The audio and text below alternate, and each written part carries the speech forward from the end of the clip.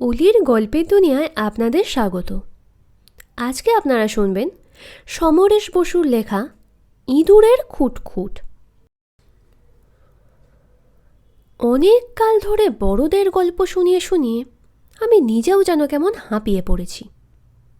অথচ যাদের সঙ্গে গল্প করতে পেলে আমার মন খুশিতে ভরে ওঠে, তাদের একটা গল্প নিজে থেকে শোনাতে পারি না।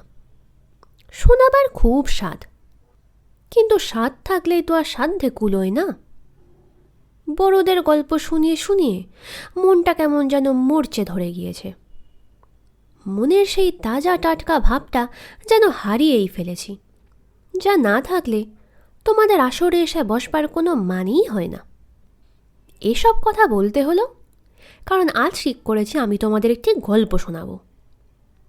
সম্প্রতি আমি এক বিশিষ্ট বিজ্ঞানীর লেখা পড়ছিলাম। তিনি একটা অদ্ভুত কথা শুনিয়েছেন। তিনি মানুষের মন নিয়ে অনেক গবেষণা করে আবিষ্কার করেছেন যে মাত্র 6 বছর বয়সের মধ্যে শিশুদের মনে যেসব ভাবনা, চিন্তা, কল্পনা এবং জ্ঞান বুদ্ধির প্রসার ঘটে, পরবর্তীকালে অর্থাৎ ভবিষ্যতে মানুষ যত বুড়ো হয় সেই 6 বছরের ভাবনা, চিন্তা, কল্পনা, জ্ঞান বুদ্ধি নানা রূপে নানাভাবে বিকাশ লাভ করে। তার মানে হলো সেই বিজ্ঞানী একথাই বলতে চেয়েছেন 6 বছর বয়স পর্যন্তই মানুষের যা কিছু অনুভূতির পূর্ণতা ঘটে, পরে তাই নানা রূপে বিকাশ লাভ করে। তা তিনি বিজ্ঞানী হন, কবি বা সাহিত্যিক হন, রাজনৈতিক নেতা বা ডাক্তার হন। আমি অবশ্যই তোমাদের সেই বিজ্ঞানীর কথা শোনাতে বসিনি। তার গবেষণায় যথেষ্ট যুক্তি আছে বটে, অনেক তর্কও আছে। সেসব নিয়ে আপাতত আমাদের মাথা ঘামিয়ে লাভ নেই। আমি যার বিষয় নিয়ে তোমাদের একটি আশ্চর্য অথচ ভয়ঙ্কর গল্প শোনাতে যাচ্ছি, তার বয়স মাত্র 6। নাম গোগল। গোগল নামটা ওর বাবা রেখেছিলেন। রাশিয়ার এক বিখ্যাত সাহিত্যিকের নাম ছিল গোগল, আর আমাদের গোগলের বাবা সেই রাশিয়ার সাহিত্যিক গোগলের ভারী ভক্ত। সেই জন্যই ছেলের নাম রেখেছেন গোগল। গোগলের কথা শুনলেই তোমাদের মনে হবে সে জানে না এমন কোনো বিষয় নেই। আসলে সে হয়তো অনেক কিছুই এখনো জানে না, জানা সম্ভব নয়। কিন্তু তার ভাবভঙ্গি, স্পষ্ট উচ্চারণের কথাবার্তা শুনলে একটু যেন থমকেই যেতে হয়। এই যেমন ধরো, গোগলের বাবাকে কোনো ভদ্রলোক ডাকতে এলেন। বাড়ির চাকর এগিয়ে যাবার আগেই গোগল তার ঝকঝকে কালো চোখে ভদ্রলোকের আপাদ মস্তক একবার দেখবে। কপালের ওপর ঝাঁপিয়ে পড়া চুলের নিচেই ওর সরু টানা ভুরু কুঁচকে উঠবে। জিজ্ঞেস করবে, জানতে পারি আপনি কাকে চান? স্বভাবতই অচেনা ভদ্রলোক হলে একটু হকচকিয়ে যাবেন। অবাক চোখে গোগলের ফর্সা মুখ আর টুকটুকে লাল ঠোঁটের দিকে, ওর রংচঙে জামা আর প্যান্টের দিকে দেখবেন এবং গোগলের বাবার নামটা বলবেন। তখন গোগল গম্ভীর মুখে জিজ্ঞাসা করবে, আপনার নামটা জানতে পারি? ওর জিজ্ঞেস করবার ভঙ্গিটাই এমন, ভদ্রলোককে তার নামটি বলতেই হবে। সঙ্গে সঙ্গে গোগলের পরের জিজ্ঞাসা, কোথা থেকে আসছেন, কি দরকার? ভদ্রলোকের তখন মনে হতে পারে গোগল একটি ডেঁপো ছেলে। তখন ওর পাশে দাঁড়িয়ে হয়তো বাড়ির ভৃত্য সেসব কথা শুনছে আর মিটিমিটি হাসছে। সেও একই কথা অন্যরকমভাবে জিজ্ঞেস করবে, বাবু আপনি কোথা থেকে আসছেন? বাবুকে কি বলবো? গোগল তখন ভৃত্যকে ধমক দিয়ে বলবে, আহ, তোমাকে কে কথা বলতে বলেছে? দেখছো তো আমি কথা বলছি।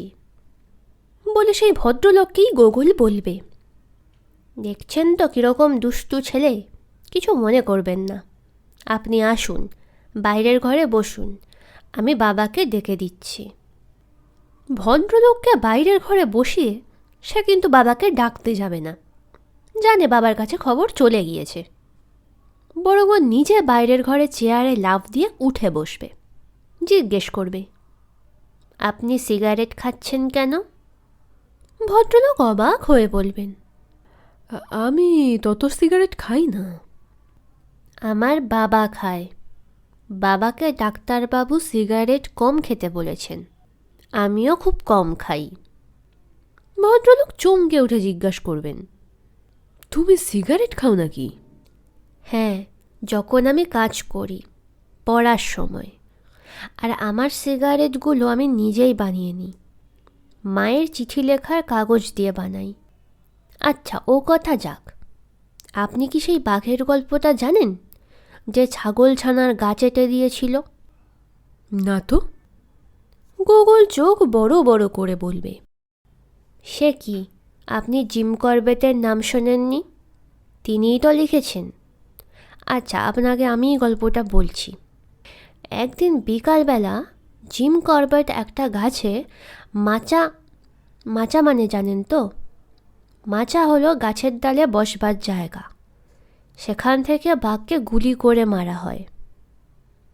তা একদিন বিকেলে জিম করবেট একটা গাছের ওপরে মাচায় বসে আছেন। তখন কিন্তু আকাশটা লাল ছিল। উনি দেখলেন কাছেই যে গ্রাম আছে না, সেই গ্রামের একটা ছাগলছানা বাড়ির পথ ভুলে জঙ্গলের কাছে এসে পড়েছে। উনি ভাবলেন ছাগলছানাটা বাঘের পেটে যাবে। ঠিক সেই সময় দেখা গেল প্রকাণ্ড বড় একটা বাঘ একটা উঁচু ঢিবিতে এসে দাঁড়ালো। সেই বাঘটা অনেকগুলো মানুষ খেয়ে ফেলেছে। ওকে মারবার জন্যই উনি মাচায় বন্দুক নিয়ে বসেছিলেন।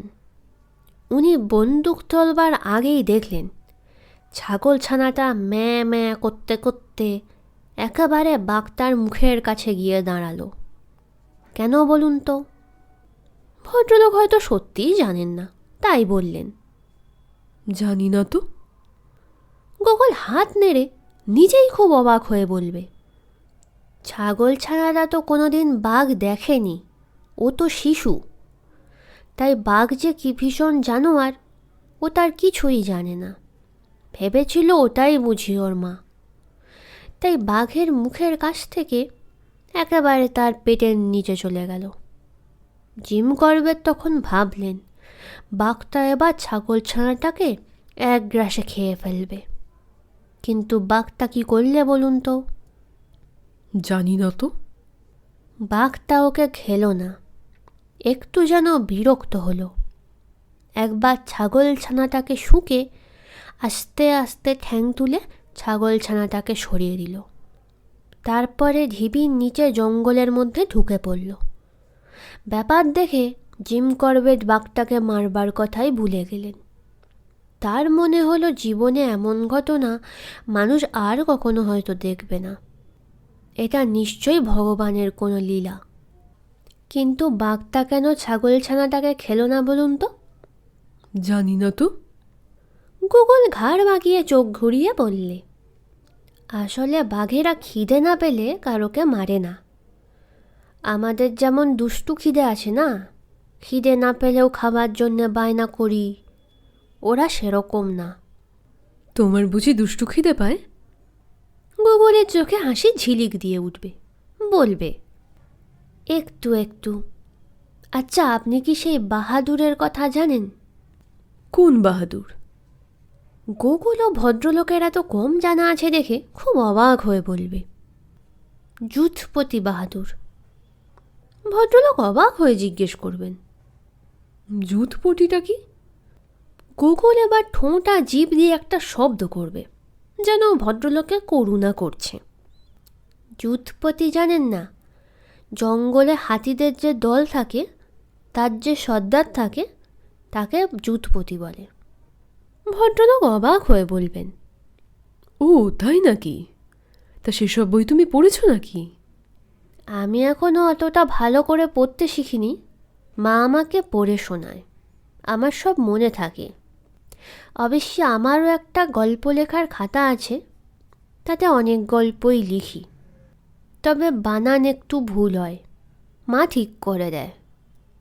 তারপরে শুনুন, বাহাদুর নামে একজন যুথপতি ছিল ছোট নাগপুরের জঙ্গলে। এ সময় হয়তো গোকুলের বাবা এসে পড়বেন এবং ভদ্রলোকের সঙ্গে কথা আরম্ভ করবেন। ও, আপনি এসেছেন, আমার একটু দেরি হয়ে গেল। গোকুল তাড়াতাড়ি বলবে, বাবা, আমি আগে বাহাদুরের গল্পটা বলে নিই। না গোকুল, লক্ষ্মী বাবা, এর সঙ্গে আমার অনেক জরুরি দরকারি কথা আছে। তুমি এখন ভেতরে যাও। গোগল চেয়ার থেকে লাফিয়ে নামবে। হতাশ মুখখানা ভারী করে বলবে, তোমাদের খালি দরকারি আর জরুরি কথা, বাহাদুরের গল্পটা বুঝি কিছু না? ভদ্রলোক তখন বলবেন, দরকারি কথা সেরেই আমি তোমার বাহাদুরের গল্প না শুনে যাচ্ছি না। ঠিক তো, মিথ্যা কথা বলবেন না, পাপ লাগবে। গোগলের বাবা বলবেন, হ্যাঁ হ্যাঁ, কেউ তোমাকে মিথ্যা কথা বলছেন না, তুমি এখন ভেতরে যাও তো। গোগল তখন চলে যাবে। আসলে ব্যাপারটা হয়েছে কি, বাড়িতে গোগল ভারী নিঃসঙ্গ। মা রান্না বান্নার সাথে আরও 10 রকম কাজ নিয়ে ব্যস্ত থাকেন, চাকরও তাই। ও স্কুলে যায় বটে, কিন্তু তারপর যেন ওরা সময়ই কাটতে যায় না। সেই দুপুরে মা কখন একটু গল্প পড়ে শোনাবেন, তারপরেও বিকেল আছে, সন্ধে আছে, রোজ রোজ ওকে বেড়াতে নিয়েও যাওয়া যায় না। বাবা থাকেন বাড়ির বাইরে কাজে, সেই জন্যই ও কারোকে পেলে ছাড়তে চায় না। আর সত্যি সত্যি ও চমৎকার গল্প বলতে পারে, লেখে। লেখাগুলো অবশ্যই মায়ের কাছে শোনা গল্পগুলোরই মধ্যে প্রায় একটু এদিক ওদিক থাকে, সেটা ওর নিজের বানানো। তাছাড়া গোগল প্লাস্টার দিয়ে নানা রকম মূর্তি তৈরি করে। বাড়ির যাবতীয় ফেলে দেওয়া ইলেকট্রিকের তার, নষ্ট হয়ে যাওয়া সুইচ, সেসব দিয়েও সে অনেক কিছু তৈরি করে। জিজ্ঞেস করলে বলে মাইক তৈরি করা হচ্ছে, আলো জ্বলছে না, সুইচ ঠিক করা হচ্ছে। মোটের ওপর গুগল একদিকে যেমন নিঃসঙ্গ, অন্যদিকে আবার তেমনিই ব্যস্ত। তখন ওকে 10 বার ডেকেও চান করানো খাওয়ানো যাবে না। যাই হোক, যে অদ্ভুত আর ভয়ঙ্কর গল্পটা বলতে যাচ্ছি সেইটা এবার বলি। জুন মাসে গোগল বাবা মায়ের সঙ্গে কাশ্মীরে বেড়াতে গেল। মনে মনে তার যত আনন্দ তত উত্তেজনা। ওর বাবার কাছে আগেই শুনে নিয়েছে, হিমালয়ের অভ্যন্তরে 40 মাইল চওড়া, 80 মাইল লম্বা এক অপূর্ব সুন্দর উপত্যকা আছে। সেই উপত্যকা ভূমি হল কাশ্মীর। গোগলের সকালবেলা যখন পাঠানকোটে এসে পৌঁছল, দেখা গেল সেখানে বেশ একটা উত্তেজনা, আর মিলিটারি পুলিশ টহল দিচ্ছে। লোকজনকে ডেকে নানা রকম জিজ্ঞাসাবাদ করছে, সে কোথা থেকে এসেছে, কোথায় যাবে। সন্দেহবশত অনেকে ট্রাঙ্ক সুটকেস খুলেও দেখছে। এমনকি গোগলের বাবাকেও একজন পুলিশ অফিসার ইংরেজিতে কিসব কথাবার্তা জিজ্ঞেস করলেন। বাবা পকেট থেকে রেলের টিকিট, তার অফিসের কার্ড সবই দেখালেন। মাকে আর গোগলকেও দেখিয়ে পরিচয় দিলেন। পাঠানকোট স্টেশনের ক্যাটারিংয়ের খাবার ঘরে সকালের খাবার খেতে খেতে গোগল বাবার মুখে সব ঘটনাটা শুনল। গতকাল পাঞ্জাবে চণ্ডীগড়ে একটা সাংঘাতিক ব্যাংক ডাকাতি হয়ে গিয়েছে। ডাকাতেরা 3 জন লোককে গুলি করে মেরে ফেলেছে। এক ধরনের লোহার কেস আছে, যার মধ্যে কোটি কোটি টাকা থাকে। এই কেসগুলো যে সে খুলতে পারে না। প্রত্যেকটা কেসের আলাদা আলাদা ধরনের চাবি আছে, আর চাবিগুলো বাঁ দিক থেকে ডান দিকে কতবার কিভাবে পাক দিতে হবে তা জানা আছে শুধু একজনের। তিনি হলেন ব্যাংকের ম্যানেজার। চাবিও তার কাছেই থাকে। যেখানে নোট ছাপানো হয় তাকে বলে মিন্ট। মিন্ট থেকে রিজার্ভ ব্যাংকে টাকা যায়। রিজার্ভ ব্যাংক থেকে সেই রকম কয়েকটি কেস ভর্তি টাকা নিয়ে যখন একটা গাড়ি চণ্ডীগড় স্টেট ব্যাংকের দিকে যাচ্ছিল, তখনই একটা নির্জন জায়গায় ডাকাতরা সেই গাড়ির উপর ঝাঁপিয়ে পড়ে। গাড়িতে ড্রাইভার নিয়ে সব শুদ্ধ 4 জন লোক ছিল। 3 জনের কাছে বন্দুক ছিল, কিন্তু ডাকাতরা এমনই দুর্ধর্ষ, তারা 3 জনকে মেরে ফেলেছে। একজন এখন হাসপাতালে আছে, বাঁচবে কিনা সন্দেহ। তার মানে ডাকাতরা প্রায় 15-20 কোটি টাকার কেস নিয়ে পালিয়েছে। চারদিকেই সেই ডাকাত দলের সন্ধান চলছে। কেউ কেউ অনুমান করছে ডাকাত দল হয়তো কাশ্মীরে ঢুকে ভারতবর্ষের সীমানা পেরিয়ে পাকিস্তান পালিয়ে যাবে। সেই জন্য সমস্ত লরি, ট্রাক, প্রাইভেট গাড়ি, বাস পুলিশ আর মিলিটারিরা খুঁজে খুঁজে দেখছে। সব থেকে মুশকিল হয়েছে, ডাকাত দলকে কেউ চেনে না, বা তারা কি গাড়ি নিয়ে পালিয়েছে তাও কেউ বলতে পারে না। যারা পারত তাদের 3জন তো মারাই গিয়েছে, একজন এখনও অচৈতন্য অবস্থায় হাসপাতালে পড়ে আছে। গোকুল আবার খেতে খেতে বাবার মুখে সমস্ত ঘটনা শোনার পর মনে মনে কেবলই কল্পনা করার চেষ্টা করতে লাগলো ডাকাতগুলোর চেহারা কীরকম হতে পারে। খাবার খেয়ে বাইরে বেরিয়ে ও প্রত্যেকটা লোকের মুখের দিকে ভালো করে দেখতে লাগলো। লম্বা চওড়া চেহারা আর বড় গোঁফ দেখলেই ওর মনটা যেন ছ্যাঁত ছ্যাঁত করে উঠতে লাগলো। কিন্তু পর মুহূর্তেই তাদের হাসি আর কথাবার্তা শুনে অন্যরকম মনে হলো। এদিকে ওর মা তাড়া দিলেন, পাঠানকোট থেকেই চান করে নিতে হবে। তাই নিতে হলো। তারপরে বেশ একটা ঝকমকে সুন্দর বাসে উঠে ওরা কাশ্মীর যাত্রা করল। পাহাড়ের উপর দিয়ে এঁকে বেঁকে যেতে যেতে নানা রকম দৃশ্য দেখে ডাকাতির কথাটা গোগল প্রায় ভুলেই গেল। খাতা আর পেন্সিল নিয়ে হঠাৎ হঠাৎ করে একটা করে কথা লিখতে লাগলো। গাড়ির মধ্যে ভারতের নানা প্রদেশের মহিলা পুরুষেরা রয়েছেন।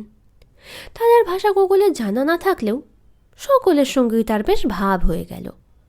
সকলেই তাকে গাল টিপে মাথার চুলে হাত বুলিয়ে আদরও করল।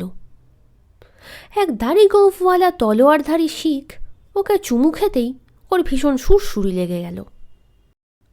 রাত্রিবেলাটা ওদের কাটাতে হলো কুঁদ বলে একটা জায়গায়। পরদিন ভোরবেলা আবার যাত্রা শুরু হলো। গোগল আর বাইরে থেকে দৃষ্টি ফেরাতে পারে না। দুপুরের দিকে ওরা যখন কাশ্মীরে পৌঁছল, সমতলের মতো সেই উপত্যকায় গোগল একেবারে মুগ্ধ। হিমালয়ের বুকে যে এরকম সুন্দর হ্রদ আছে, ভাসমান বাগান আছে, ও ভাবতেই পারেনি। ঝিলম নদীর দিকে তাকিয়ে ওর চোখ চকচক করে উঠল। বাবা ওকে চিনিয়ে দিলেন চিনার গাছ। যেমন বিশাল গাছ তেমনি ওর পাতা। সব থেকে ওর আনন্দ হলো যখন বাবা একটা বোট ভাড়া করলেন। কোনো হোটেলে ওরা থাকলো না, হাউস বোটটাই একটা বাড়ি। তার মধ্যে বসবার ঘর, খাবার ঘর, শোবার ঘর, বাথরুম সব আছে, এমনকি ইলেকট্রিকের আলোও আছে। কয়েকদিন হাউস বোটে থেকে গোগলরা বেড়াতে গেল পেহেলগাঁও বলে একটা জায়গায়। কাশ্মীর শহর থেকে 60-65 মাইল দূরে পেহেলগাঁও। জায়গাটা লিডর নদীর ধারে। পাহাড়ি নদী পাথরে ধাক্কা খেয়ে গর্জন করে বয়ে চলেছে। নদীর ওপারে পাহাড়, পাহাড়ের গায়ে পাইন বন, আর বনের মাথায় পাহাড়ের চূড়া বরফে সাদা ধপধপ করছে। গুগলে সব ছবিতেই দেখেছে, চোখে এই প্রথম দেখল। এখানেও ঘোট হোটেল আছে, কিন্তু হ্রদে যেমন হাউস বোট থাকে, পেহেলগাঁওয়ে তাঁবু আছে। গোগলের বাবা তাঁবুতে থাকাই ঠিক করলেন। সবুজ ঘাসওয়ালা উঁচু নিচু একটা জায়গা বেছে নিয়ে তাঁবু খাটানো হয়েছে। গোগলের বাবা তাঁবুওয়ালাদের সঙ্গে কথা বললেন। তাঁবুওয়ালা একটা বেশ বড় খাটানো তাঁবু দেখালো, যার ভেতরে 3টে ভাগ আছে। সামনের ভাগে কয়েকটা চেয়ার আর একটা টেবিল, টেবিলে আবার কয়েকটা ইংরেজি ম্যাগাজিনও আছে। তার পরের ভাগটা বেশ বড়, সেখানে 2টো বড় বড় খাটিয়া আছে। গোগল বুঝে গেল এটাই তাঁবুর ভেতরে শোবার ঘর। তার পিছনে বাথরুম, সেখানেও কাঠের পাটাতন পাতা আছে, বালতি ঘটি, আর গোগল জানে বাকি 2টো জিনিসকে বলে কমোড। হাউস বোটেই বাবা শিখিয়ে দিয়েছিলেন এসব জায়গায় তো পায়খানা নেই, তাই কমোডের ব্যবস্থা। তাঁবুওয়ালাই জানিয়ে দিল তারা খাবারও দেবে, যা গোগলদের খেতে ইচ্ছা হয়। সত্যি কি মজা! বেড়াবার জন্য যে এত ব্যবস্থা আছে আগে গোগল জানতো না। ওর সঙ্গে তাঁবুওয়ালার খুব ভাব হয়ে গেল। সে আবার ভাব করিয়ে দিল টাট্টু ঘোড়াওয়ালার সঙ্গে। গোগলের বাবা টাট্টুওয়ালাকে গোগলকে ঘোড়ায় চাপিয়ে বেরিয়ে আনতে বলল। টাট্টুওয়ালা গোগলকে টাট্টুতে চাপিয়ে মাঠ আর পাইন বনের দিকে বেড়াতে নিয়ে গেল। পাইন বনের ফাঁকে ফাঁকে মাঠেও তাঁবু পড়েছে অনেক।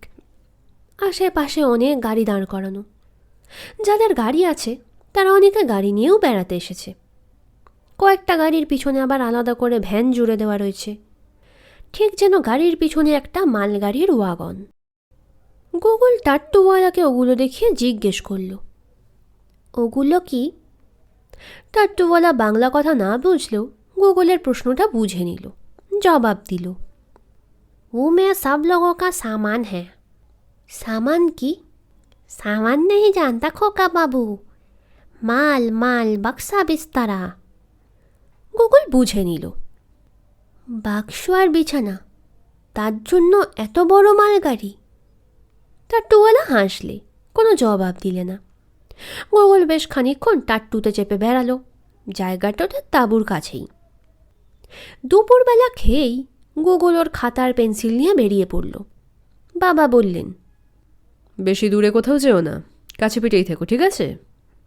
গুগল মাঠ আর পাইন বনটা দেখিয়ে বলল, আমি ওই দিকটায় থাকব। গুগল মাঠ আর পাইন বনের দিকে গিয়ে খানিকক্ষণ ঘুরল। ওর মনে হলো ওর বয়সী ছেলেরা সকলেই বোধহয় পাঞ্জাবি। কয়েকজনের সঙ্গে অল্প দু চারটি ইংরেজিতে কথা হলো, কিন্তু তেমন জমল না। তখন গুগল খাতা পেন্সিল নিয়ে বসে গেল। বড় বড় করে লিখল, পাইন বন অতি সুন্দর, লোকেরাও সুন্দর।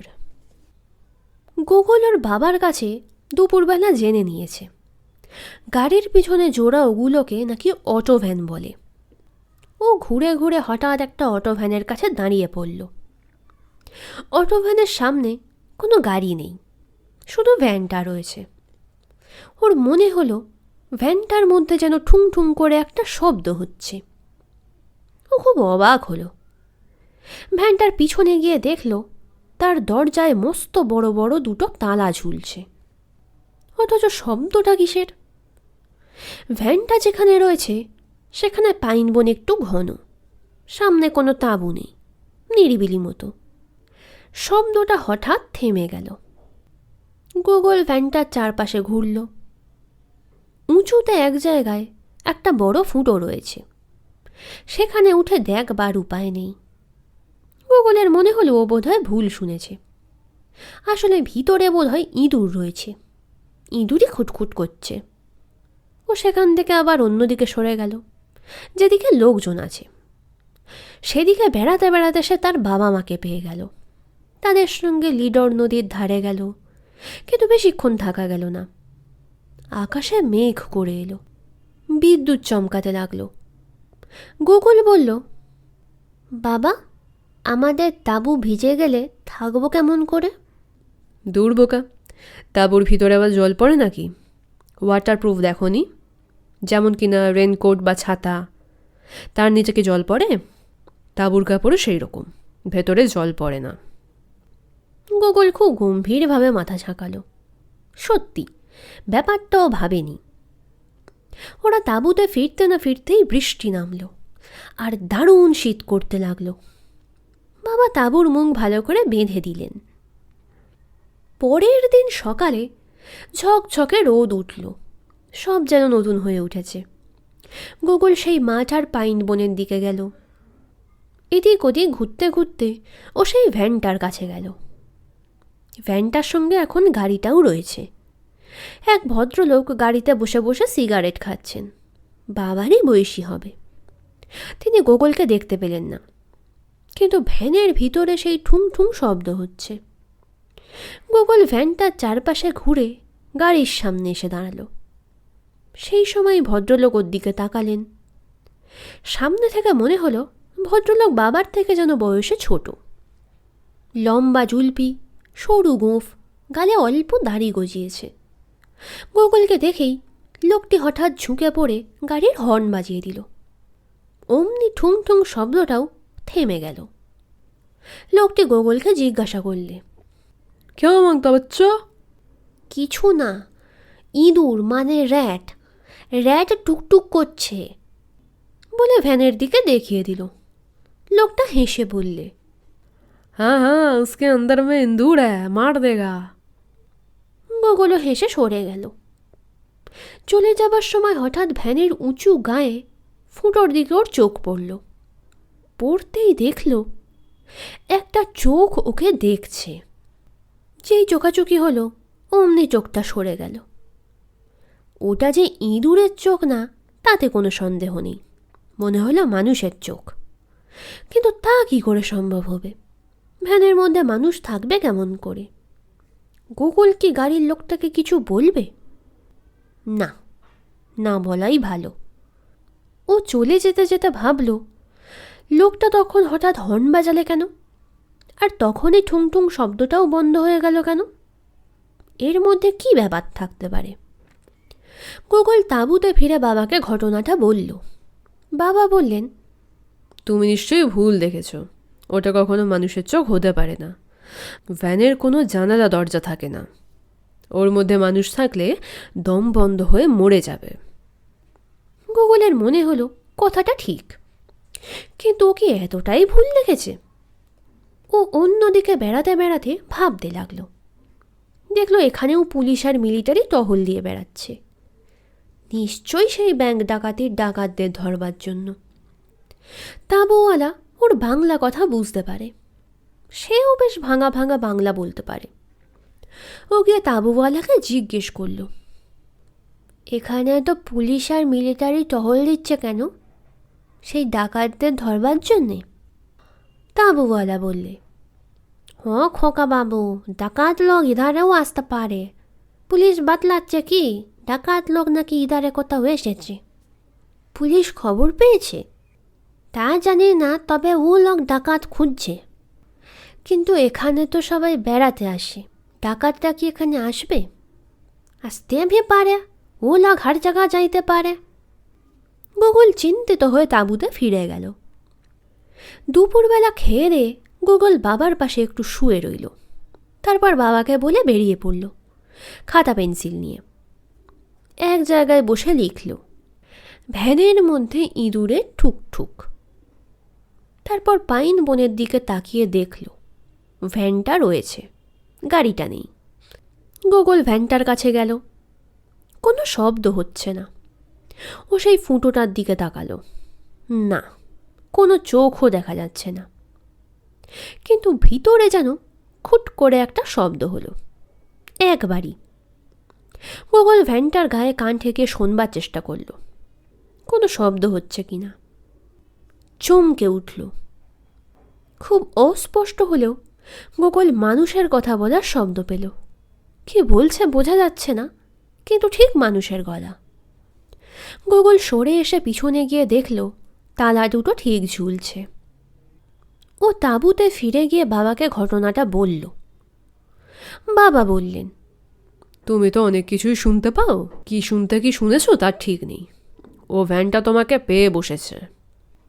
বাবা তেমন আমল দিলেন না। গোকুল তখন তাঁবুওয়ালার কাছে গেল, তাকে সব কথা বলল। তার চোখে মুখে একটু চিন্তা দেখা দিল। সে গোকুলকে নিয়ে পাকা রাস্তার ধারে একটা ঘরে নিয়ে গেল। সেখানে বন্দুক পিস্তল নিয়ে অনেক পুলিশের লোকেরা ছিলেন। তাঁবুওয়ালা তাদের সঙ্গে হিন্দিতে গোকুলের বলা ঘটনাটা বললে। সঙ্গে সঙ্গে কয়েকজন উঠে দাঁড়ালেন।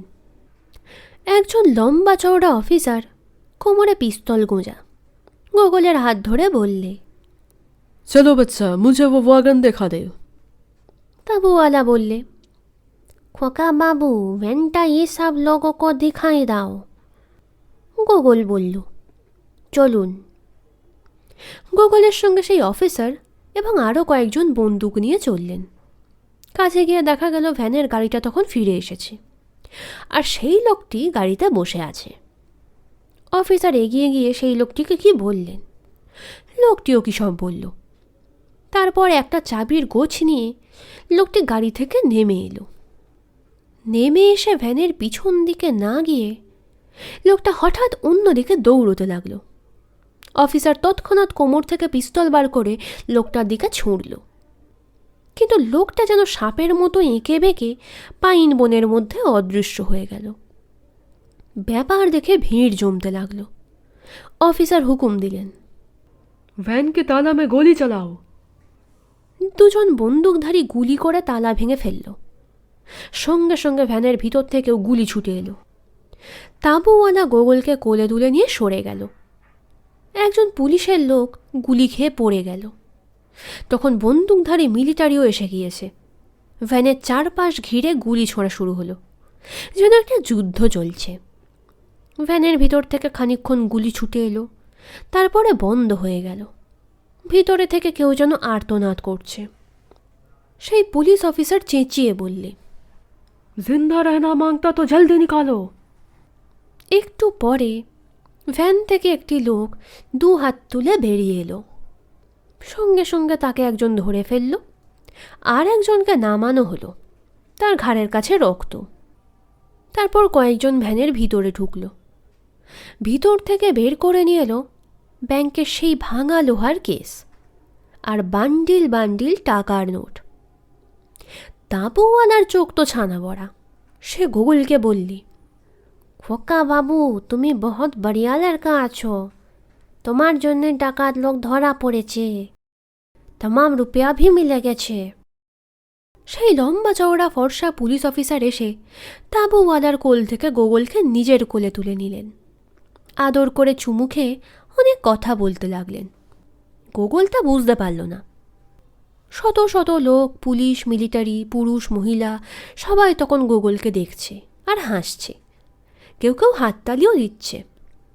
এ সময় গোগলের বাবা মা ছুটে এলেন। বাবা ইংরেজিতে অফিসারকে ভয়ে ভয়ে কি যেন জিজ্ঞেস করলেন আর বললেন। অফিসার অমনি বাবাকেও এক হাতে জড়িয়ে ধরে ইংরেজিতে কি যেন বললেন। গোগল দেখল বাবা মা হাসছেন, কিন্তু তাদের চোখে যেন জলও এসে পড়েছে। মা হাত বাড়াতেই গোগল মায়ের কোলে ঝাঁপিয়ে পড়ল। মা ওকে চুমু খেয়ে বললেন, আমার সোনা মানিক। গোগল বলল, কাঁদছ কেন মা? আনন্দে, তুমি যে আমাদের মুখোজ্জ্বল করেছ। গোগল লজ্জা পেয়ে মায়ের কাঁধে মুখ লুকালো। এবার এখানেই ইতি। পরে আবার তোমাদের গোগলের নতুন গল্প শোনাব। গল্পটি ভালো লেগে থাকলে ভিডিওটিতে একটি লাইক করতে ভুলবেন না এবং বাংলা সাহিত্যের আরও গল্প শোনার জন্য চ্যানেলটি সাবস্ক্রাইব করে দেবেন।